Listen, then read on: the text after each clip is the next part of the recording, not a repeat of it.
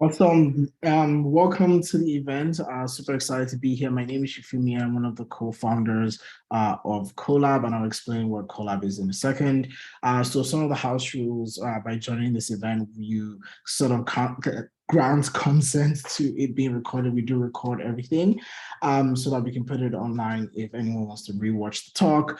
We also encourage you all to engage in the live chat. Do feel free to share your takeaways on social media. Feel free to tag us so we can amplify some of the things that you're talking about. We'll also have a networking portion of the event, so feel free to stick around and talk with one another. Definitely have fun and be respectful to everyone you meet and also the speaker. A little bit about us. So we're an online program that helps career switchers gain real world experience so that they can succeed in the tech industry. We've graduated over 500 learners right now, and we have amazing folks at companies like Google, Microsoft, Amazon, and much more. So if you're interested in learning more about us, feel free to go to joincollab.io and learn more about the work that we do. So now we have an amazing speaker today. So I wanted to pass it on to you, Katherine, to quickly introduce yourself. So you should be able to unmute your mic and introduce yourself to the audience, and then we'll sort of like get into the meat of the discussion today. All right. Hello, everybody. My name is Katherine Chong. I'm currently a product manager at MergeFlow, but I do a lot of work on the side as well. So one thing is I'm a product coach and mentor. So I often mentor a lot of product managers, and especially ones who work in startups who really need a sounding board. And on top of that, I also teach product management at York University. If you're a part of Toronto, then you know what school that is. And I teach the capstone course there. And I'm also part of their advisory council on the product management certificate program. That's a quick, brief intro about me. I have my snacks here. I have popcorn. Awesome, super excited for that. Yeah, you're like a product guru at this point because you're very active in the product community. Like you mentioned, you mentor, you teach, you're also at a startup. So it's a lot of like incredible experience that you bring to the table. So could you start us off by sharing with the audience how you broke into product management? How did your product management journey begin? Yeah. So first off, I'm going to mention that I didn't understand that product management was something I need to break into. So just the TLDR version, it was an internal transfer, but I'll start off with the story of how it happened. So at my previous company called One Class, I was the director of content. And in that role, my main metric was to improve the quantity and quality of the content that is on the site. And for those of you who don't know about One Class, it was a marketplace for students to share notes that they, if they have amazing ones, and then for students who needed access to supplementary materials for whatever reason, they had access to it. So given that those were my main metrics to drive, one of the things I started doing through that was I started inadvertently start doing elements that were very product management like. And what happened was I started moving that metric quite well to a point where I found, like, let's say regular contributors to the site. Think of them kind of like the creators on YouTube, and grew that cohort of 10 ultimately to 100,000. So I'm like, wow, I see results. I see like numbers actually moving. I see that impact. However, one of the things that happened was that one recruiter was headhunting me and said, oh, there's a content manager role at another company that you might be interested in. And I read the job description, and that was 100% not what I was doing at all. And I'm thinking to myself, am I the one that's wrong in what I'm doing, or you're wrong in understanding what a content person does? And turns out recruiter was right, I was wrong. And it wasn't until I started getting introduced to product management that I realized that my role in that startup was really more of a product manager than it was ever like a content manager. That's a whole different practice, not related at all. So that's when I petitioned to the company that I'd like to transition to that. And I was ready to take a demotion. So you'll see also in my career path that I went from director of content to a product manager at the company. And I started doing product management for One Class. So that was really how I got in. That's an awesome story. Thanks for sharing. And I also wanted to ask, how did that feel? So let's start with the, in quotes, demotion. I mean, you switched careers essentially, but of course there comes this sense, and I know some people might feel this way, like they've grown in their career, they're probably like a senior person or a director in your case. You were a director of content, and now you're sort of like starting from scratch or starting something else. How does that feel to you, having this director title or senior title and then being put in like step one? And there's some people who even have to start from like associate product manager. So could you talk about like how you felt and how you dealt with that? Yeah. For me, being able to explore the craft of product management was so enticing. When I first read some of my early product management articles, my eyes were just like, I just couldn't get enough of that type of content, of the craft behind it. And it was 100% worth any ego damage that I would suffer from taking any sort of demotion. I was ready to take a pay cut. I was ready to take whatever cut that came from it. I really want to go towards it because I could tell this is far more natural for me. And also it really helped me to understand as well that there were others just like me, that I was not a very unique case, which previously in my role as director of content, for example, that was a very unique case. It was almost crafted because I was in that company, because that company had a very specific problem. And it was very nice to know that there are people who have explored these problems, who had solutions, who have their own insights that I can tap into. It really felt actually quite, for me, very empowering. And I didn't really mind so much taking a step back because that meant that I could be a student again. And I really find that stage of like my cycles of learning really empowering when I get to step back into stage one. So might be a little bit more unique for my case, but I didn't really find that much of a challenge. Awesome. That's super helpful and such a growth mindset that you have to really think about the opportunity presented ahead of you. Another question that I had is, how did you know to do those product management like things in your content role, like grow the number of creators you had on the platform and measure metrics? Like, how did you know to do those things and why were you doing those things?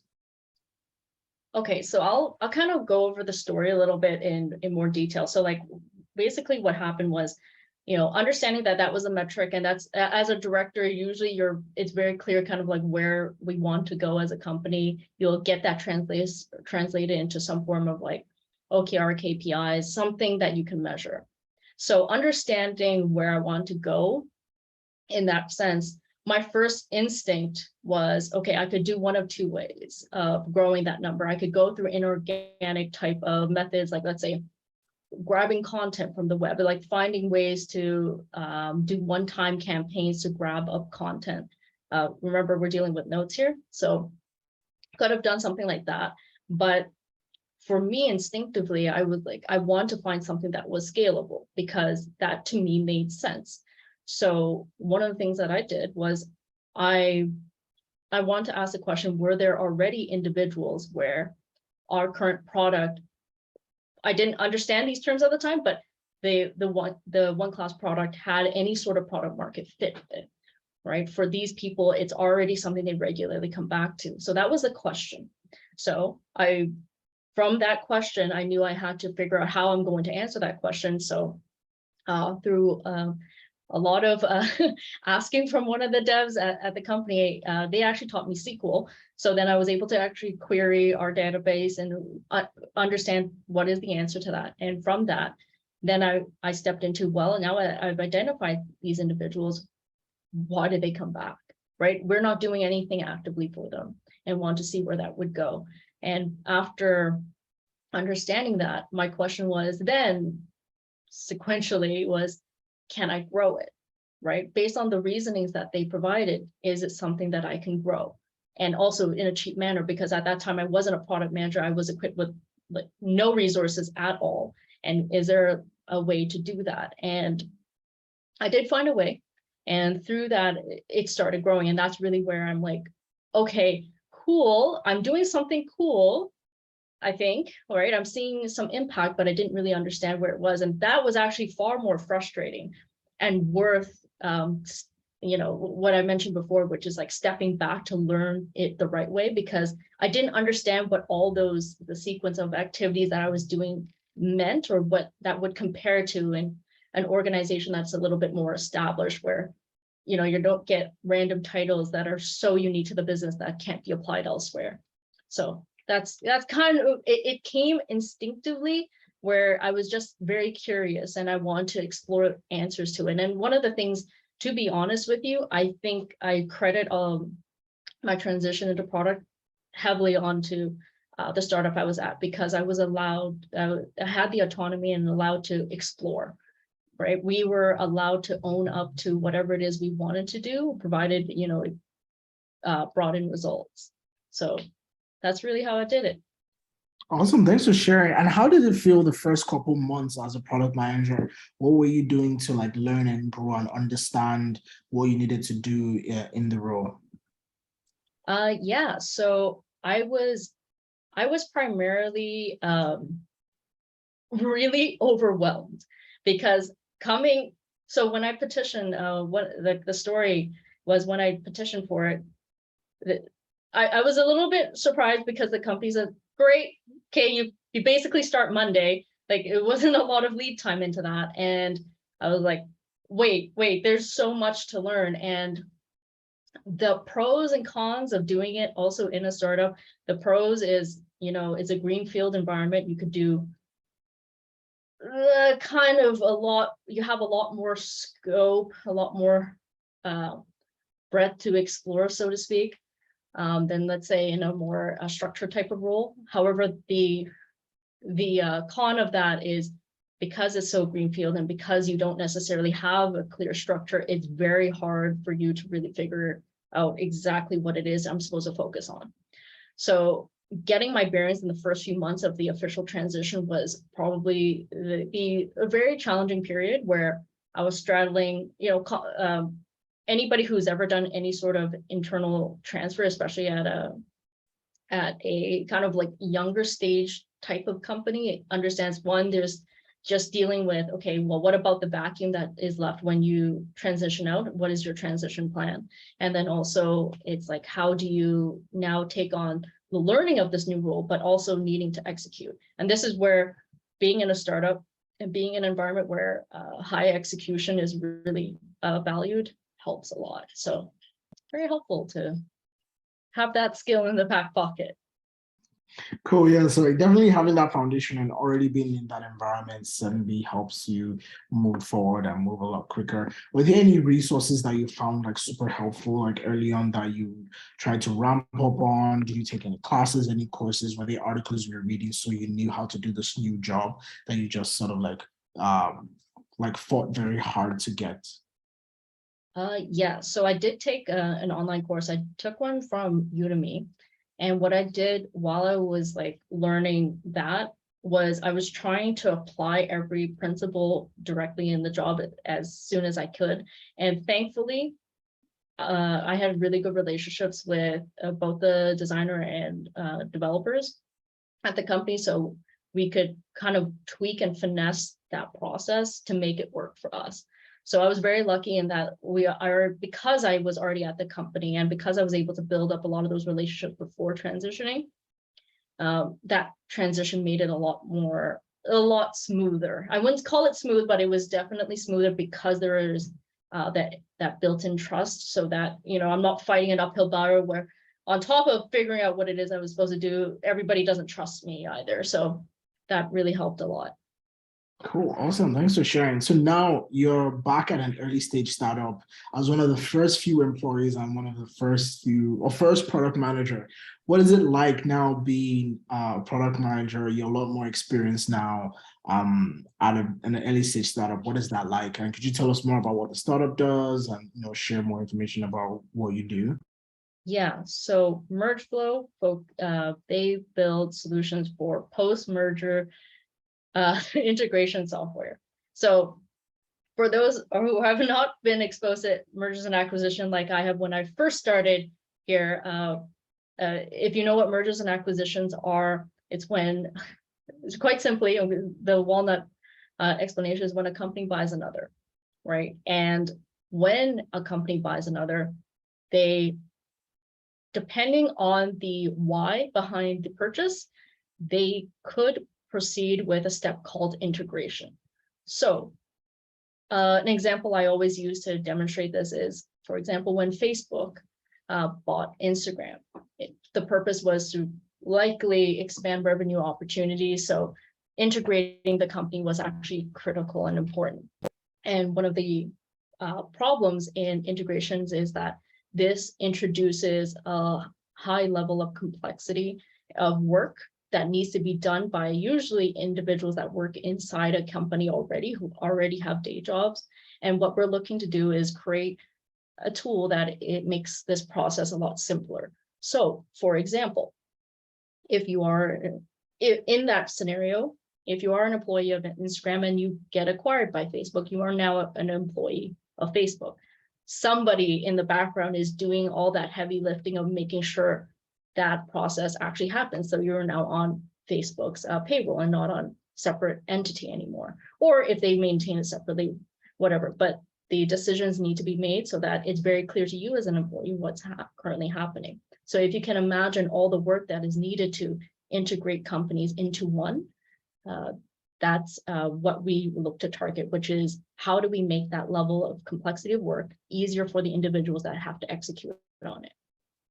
So my role there is I was employee number one and also the founding product manager for this product. And I'm on top of product managing, so the typical responsibilities you would hear of, I'm also responsible for a lot of the problem discovery space of really, for the record, when I joined, there was no product already for me to manage. It was actually also to validate that space and to see what product would serve these problems.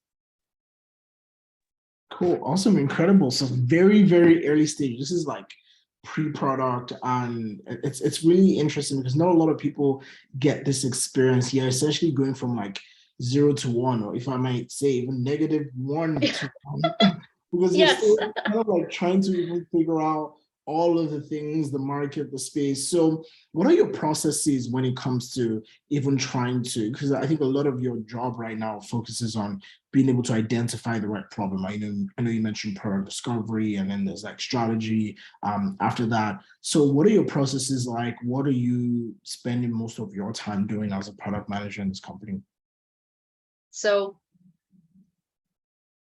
there's two parts to how I see my job. So the first thing I want to stress more than anything, because we are we do have a product out, but like at the time that I joined, because it was pre-product, time is money everywhere, but it means so much more in a startup where there isn't one yet.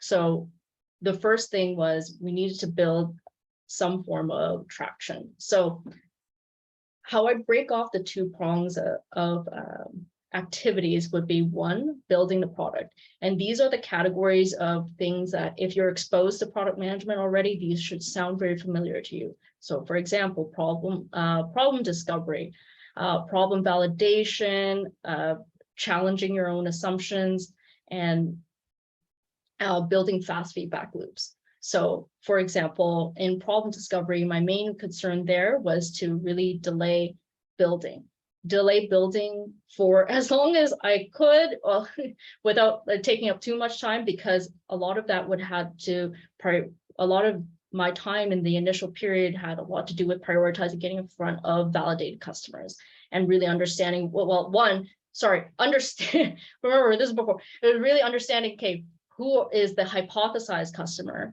and are they actually customers, and really drilling down into that piece of information. So it's, again, a lot of exploratory type of work. Second would be the problem validation, challenging your assumptions. What I think I know needed to become what I know with certainty. So that became something that was very important for me as well. What are the pain points, for example? So this part should be a little bit more traditional. How painful are they? in terms of a scale of these individuals, and also what alternatives they had and how were those alternatives serving this pain, because obviously mergers and acquisitions and integrations is not a new practice by any means. So I'm not like, just the young product manager trying to fix this problem. It's like what was solving this problem previously. And of course, the last piece is getting those feedback loops and trying your best to make sure they're also incredibly as fast as they could be, so that you're constantly making sure that the team is building towards a viable solution. The second part, so that was really the first part. And this is, again, a lot more on what most people are exposed to. The last part is about strategy. Because I'm employee number one, and because the nature of super early stage, it's a complete green field. So meaning you can go in any direction and you're not really told right or wrong until maybe it's too late. So we have to spend a lot of time as well to make sure that we're mindful in terms of the next steps. So a simple framework that I tend to use, and it's actually one that is helped by the worlds of M&A as well, because I found that they use something very similar, is risk, issues, and decisions. So this one's actually borrowed from, in M&A world, they actually use this. So whenever they have different objectives that say they have to hit or task, they think about the risk in terms of likelihood of impact, the issues and decisions that might be potentially blocking it. And especially for risk, I always like to think about what are the things that are the most likely and most impactful that could materialize. And then I work on actually mitigating that in terms of prioritizing what it is I actually have to do. So a lot of early stage product management, if you do get an opportunity to join at this particular stage, is that yes, you do wear the hat of a product manager for sure, but you also have to have pretty much a founder hat on as well, because you need to see things from that lens. The impact of your decisions weigh a lot heavier than what a normal product manager is, which is already quite heavy, right? In my previous role, where I was just in product, I could already feel the weight of a lot of my decisions. They definitely had a downstream effect, but in here, it means even more. These are literally company breaking.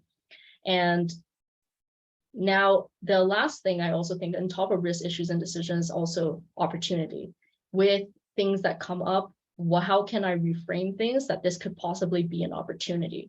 This flex room is something that is a little bit more unique in early stage startups. You tend to have a little bit more room to be more flexible there. That was a very long-winded answer, but being a product manager means that you have to define and create the world that you are going to now live in a way that is very different from coming into a company. I recognize that when I had individuals join me at my previous company where, structures were set, they were given the world of which we operate.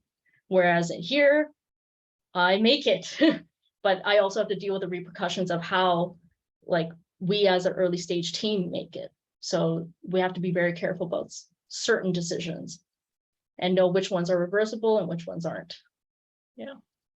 Yeah, it sounds like a lot of pressure. How does it feel, first of all, before having that, being able to define and almost choose what to do and what not to do? How does that feel?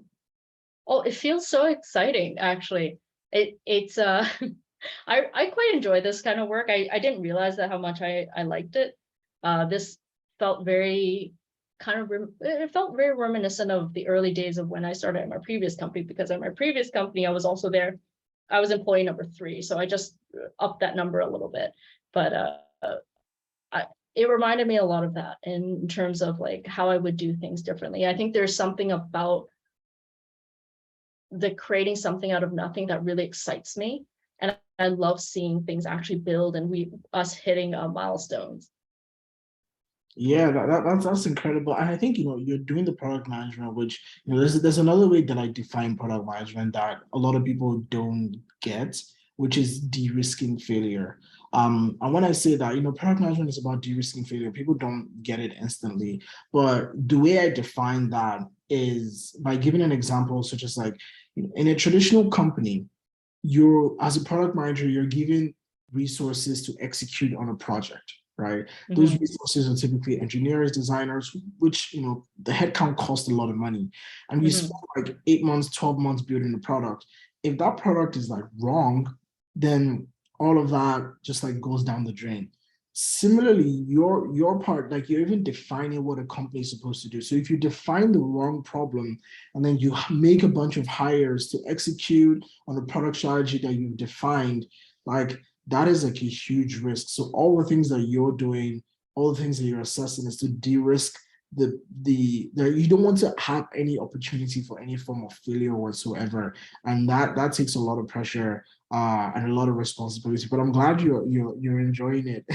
Yeah, I hear all that and I'm like, that sounds fun. Actually, that was part of the reason why I decided to join this opportunity, is because I don't know, I just find this incredibly fun. That's great to hear. So, that was like, when you first joined. So now what stage are you at? Have you defined the area and the problem?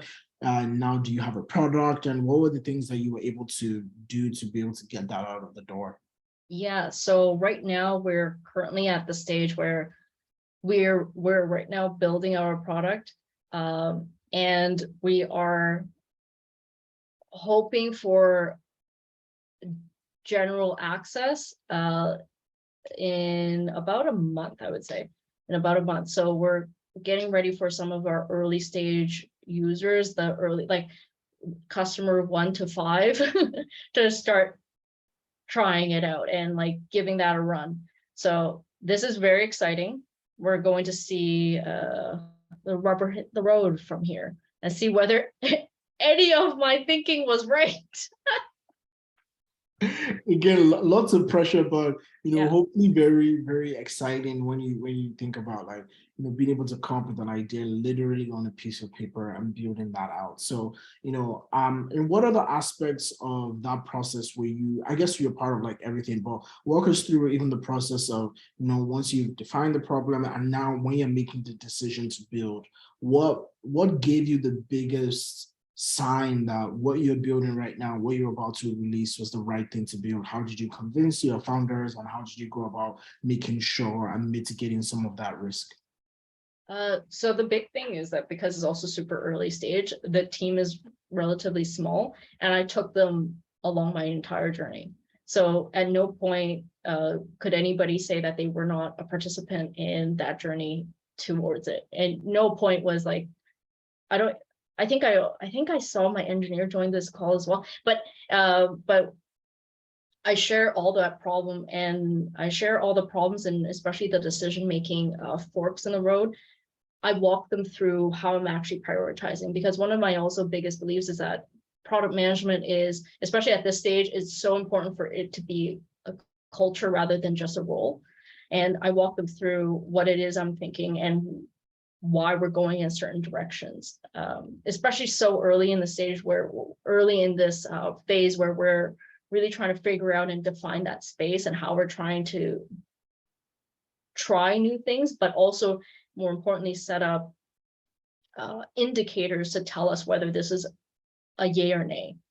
And another thing was, I mentioned previously, those feedback loops are really critical, and understanding from our target customers what feedback makes sense. So I've also learned very dramatically is that, okay, so like previously in my, I was previously exposed to college students. That was my demographic of which I dealt with. So I understood them. Now, demographic has completely changed. We're talking about individuals who are very well established in their career. They're doing mergers and acquisitions of all things, something, again, not very exposed to, and figuring out what works for them in terms of giving me that kind of feedback and figuring out, okay, what is that trigger to get you to give me better and faster feedback.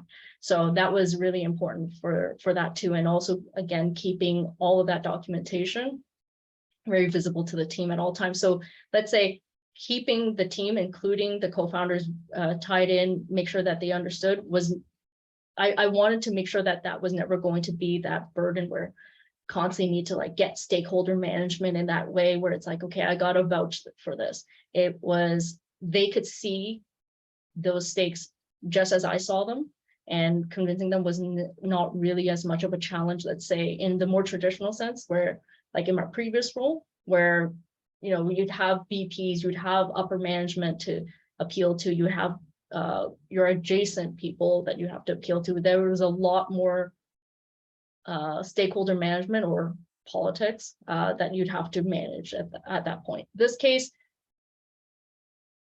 pretty small and pretty lean, and that way you're able to take the whole team with you.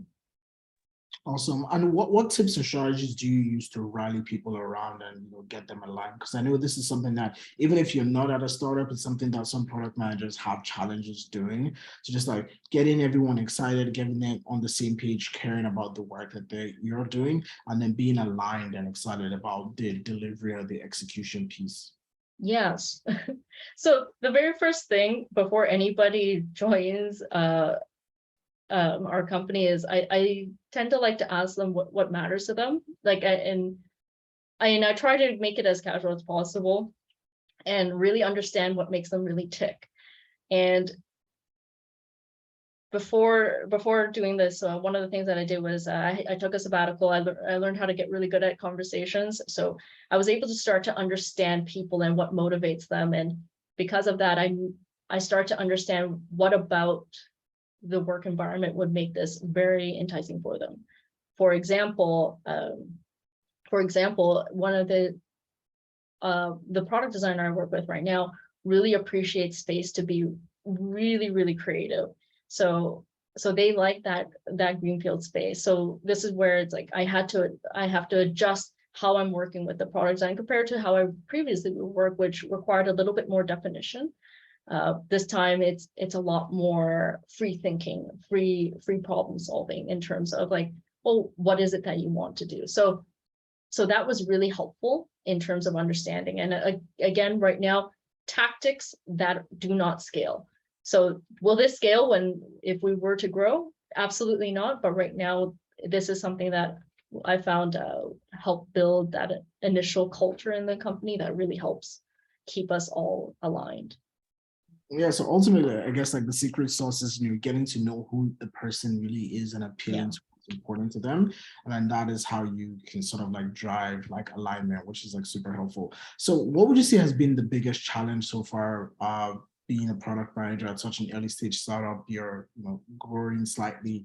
How are you dealing with the challenges? Could you share some of those with us? I think I did actually. So as I mentioned, the two scope of work that I really do is like about building the product and what I'm going to do about the strategy. This is like the number one question that I face every single day.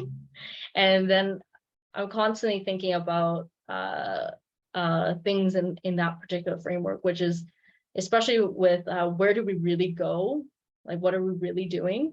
It goes back down to, well, what are the risks, issues, and decisions and opportunities that each of these paths what will I face on each branch of this path? And, you know, is this something I'm willing to take? So that I found has been incredibly clarifying. So to really think about for every path you could take, think about risks, issues, decisions, and opportunity, and then decide on whether that is worth embarking on. Cool. It's very interesting. So, you know, I think I'll bucket all of that into like dealing with uncertainty. Yes. The biggest challenge is dealing with uncertainty, and now the tools that you're using is like the risk, the issues, trying to like make those decisions and being comfortable with that. You know,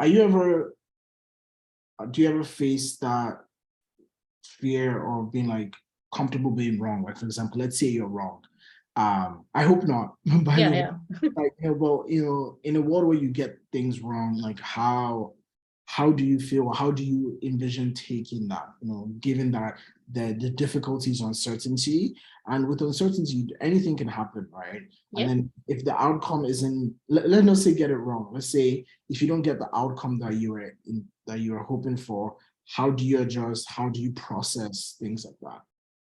Actually, that goes into the thinking of like the different paths or otherwise issues is what if I'm wrong?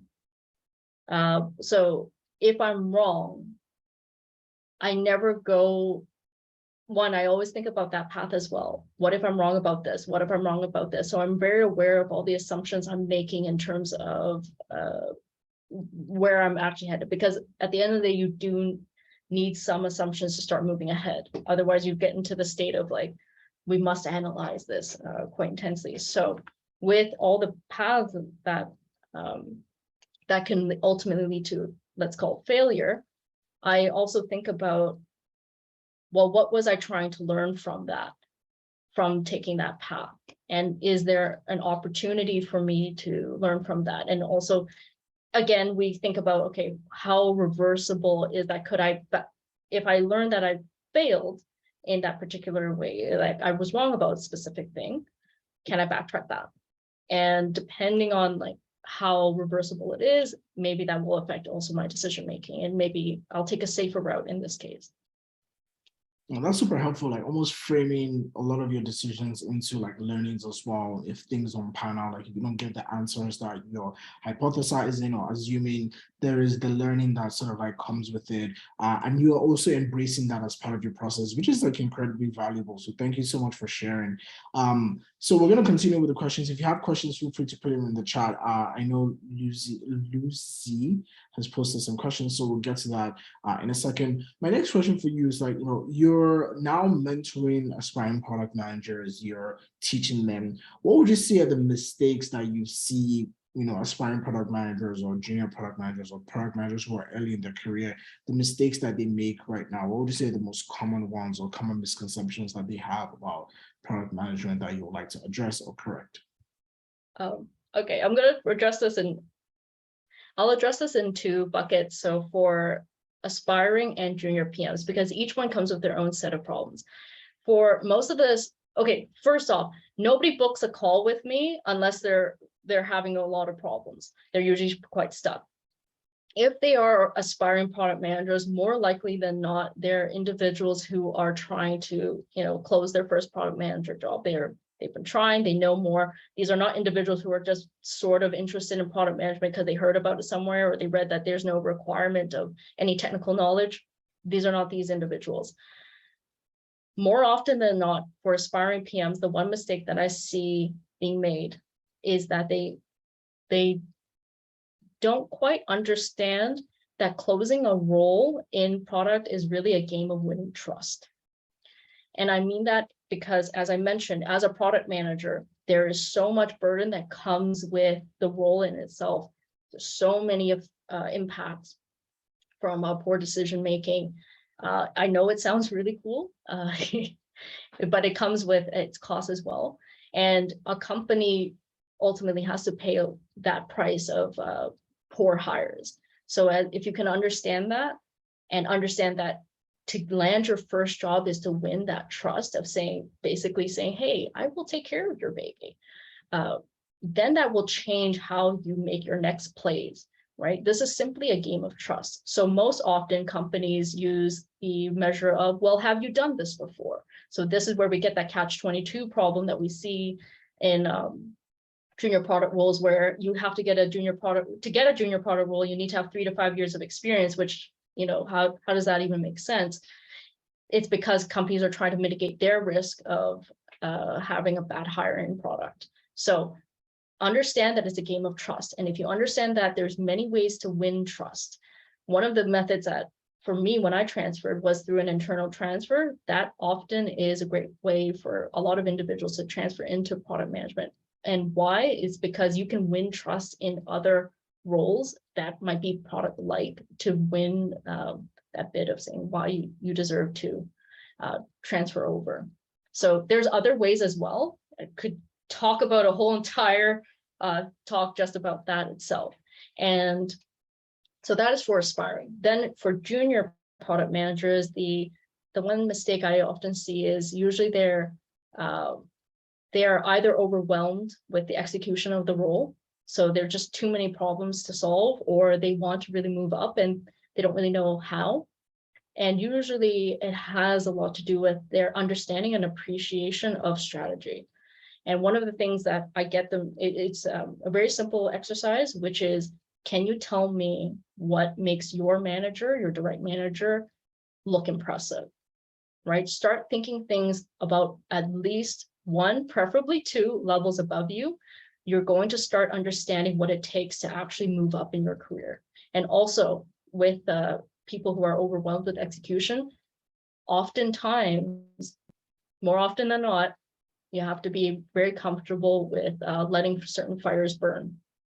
So that's usually the common mistakes I see. Amazing, well said, perfectly said. And a follow-up to that, digging onto the aspiring product managers side, what ways would you recommend them to transition? I know you mentioned this about building trust. What are the things that they can do to not just build that trust, but also successfully transition into product managers? Because I know there's some aspiring product managers in the audience. So what advice would you give them if they're trying to, break into that first role, gain that trust, all that? Yeah, so the best way to gain that trust is to show your work. If anybody has taken any sort of math class, you'll know that it's not about the answer. It has a lot to do about showcasing your work. And that is so true for product management as well. I'm going to plug your business for me. Collab is a great option because it actually demonstrates your skill, right? With the catch-22 problem of, well, show me when you've done product management, and obviously you haven't because you're junior. Working on a real project to show that, you have a problem, you went through the process of figuring out, validating that space, building it out with a team and showcasing your cross-functional capabilities puts you ahead of the game. And that's really one of the things that I stress a lot with individuals who are early in their stages of trying to become a product manager. They've read Marty Kagan's book and they're like, I want to be a product manager. I say the very first thing you should probably do is try to showcase to me why you deserve to really do this, right? Showcase to me your work, because I promise you that earnestness, your like oomph, your gumption to become a product manager is almost table stakes. I can find like 1,000 people behind you in line that have just as much, if not more, energy to become one. So that's not going to be a differentiating factor. It has a lot to do with what you can showcase to me. Amazing, amazingly said. And not just because you said collab, which is a great way, but I love the way you honestly put it. Showing your work is so important, which is why we tell everyone, even our students, that hey, you need to build in public. It's not just about your resume and putting stuff on your portfolio. You need to show what you're building out there, because that's how you gain trust, like you said. So last question before we handle some of the questions in the chat, because we have a couple. As you reflect on your career, Katherine, you've done the whole early stage startup thing from content to PM. You've taken a sabbatical, you're mentoring people. Now you're PM employee one at a startup, going through an amazing, interesting time, building and getting your products to your customers 1 to 5. What would you say are the most influential moments that has helped your career growth, or the lessons you live by as you grow in your career, you learn more and you try to make more impact in the world? Yeah, I'll give it in the format of lessons to make it short and succinct. One is I have this principle of always giving more than I take. Previously, I lived a very transactional mindset where it's like pay me up first, then we'll talk, and that was incredibly limiting. So one of the lessons, especially during my sabbatical, was to give more than I take from the community, the world, and that has changed many things in my life. Second thing is framing is an incredibly powerful tool. That's the number one thing that I do during a lot of my mentorship and coaching sessions, where I help clients reframe the situation that they're in so they can start seeing opportunities. Everybody has blinders, myself included. I make it a regular practice to try to remove them as much as possible, but practice reframing. And third one is rest is powerful. I'll just leave it at that. Amazing, lovely. Thank you so much for sharing. So now let's get to the questions before we open it up for networking. So Lucy asks, for beginners, is a portfolio necessary? If so, what type of portfolio should we have to apply for PM roles? Let's see, what was the question for? If so, Uh, what type of portfolio? what type of portfolio should we have before applying to PM roles from Lucy? Yeah. So for how do I phrase this?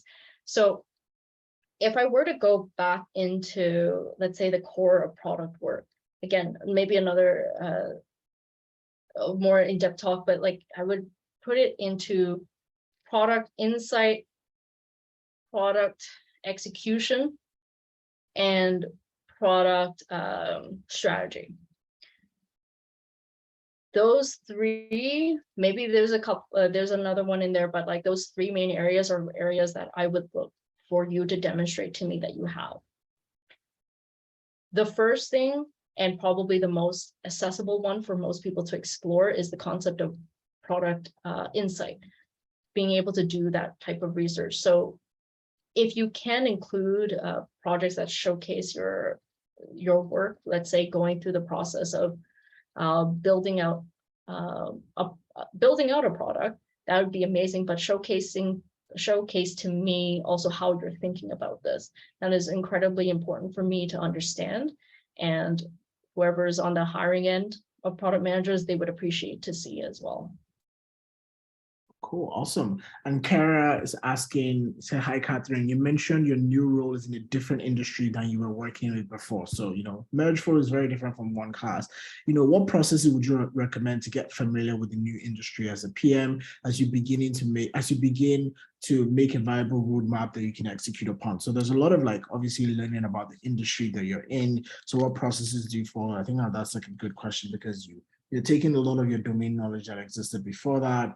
And now you're bringing it into a new space. How do you manage that? There's a lot of reading. There's a lot of reading. There's a lot of also, here's a tip for people, is also understand people's watering holes. That is probably one of the most enlightening things about stepping into a new industry, is that watering holes exist. And for anybody who doesn't know what a watering hole is, where people gather and what people say during those gatherings. You start understanding people and what concerns them. That is incredibly important. Twitter is a great digital watering hole.